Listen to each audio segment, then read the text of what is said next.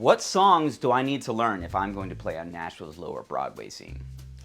That was a question a viewer recently asked me. It was Bobby Culpepper. He messaged me and he wanted to know, do you get a set list ahead of time? What keys? Does everyone agree on the key or do you figure them out on the fly?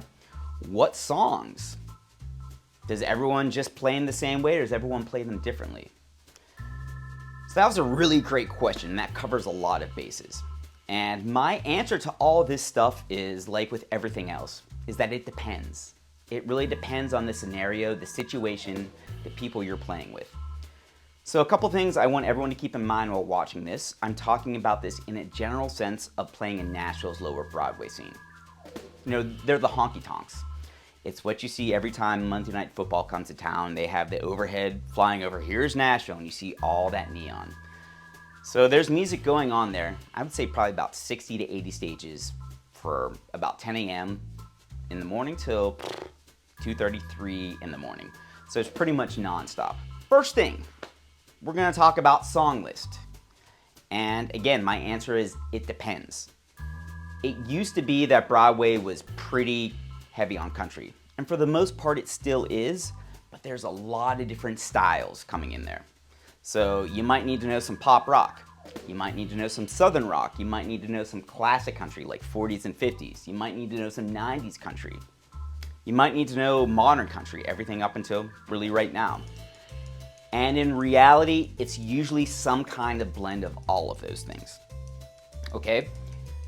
My best advice if you're playing on a gig with somebody, someone hires you, say, hey, do you have a song list I can take a look at to get a general vibe?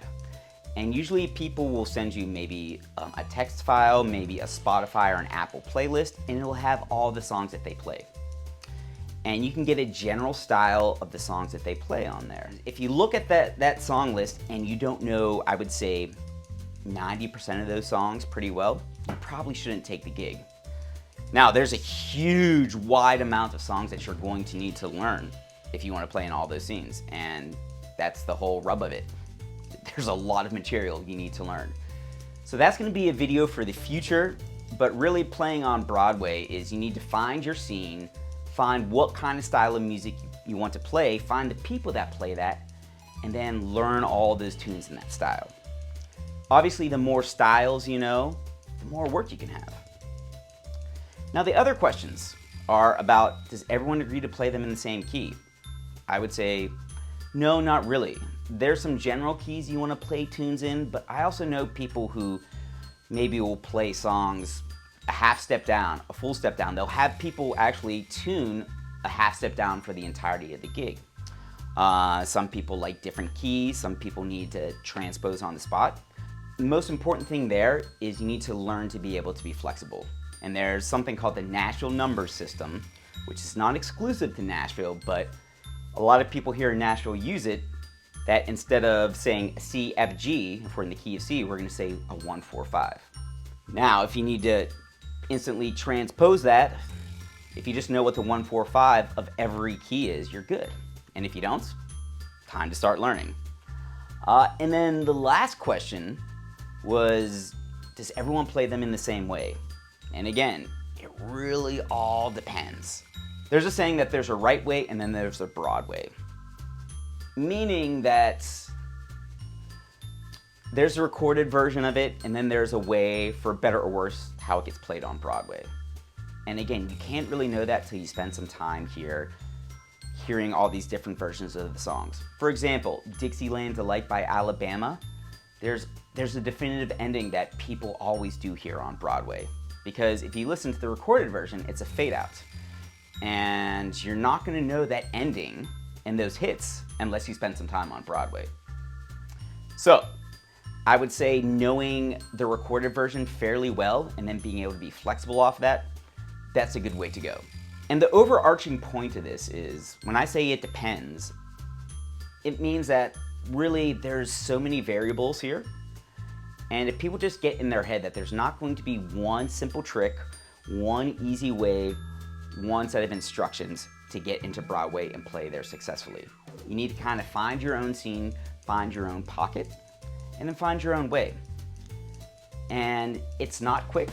It's not easy getting in. you have to spend some time there and you have to learn a lot of material.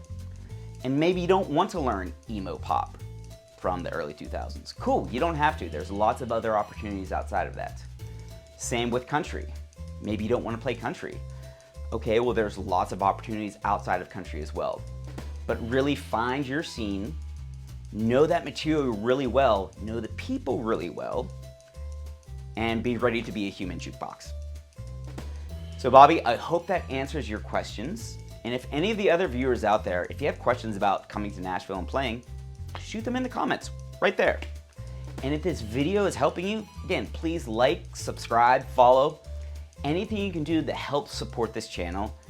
If you have any questions about Nashville, just shoot me a message. I've had multiple people come up to me in gigs in the past few weeks and ask me questions. And I found that there's kind of a little bit of a hole online about what's it like to play on Broadway. So right now I'm trying to answer a few questions here. So that's what I'm here for. So again, thanks for watching. Not really an influencer, not a content creator. I'm just a musician playing in Nashville, documenting that process.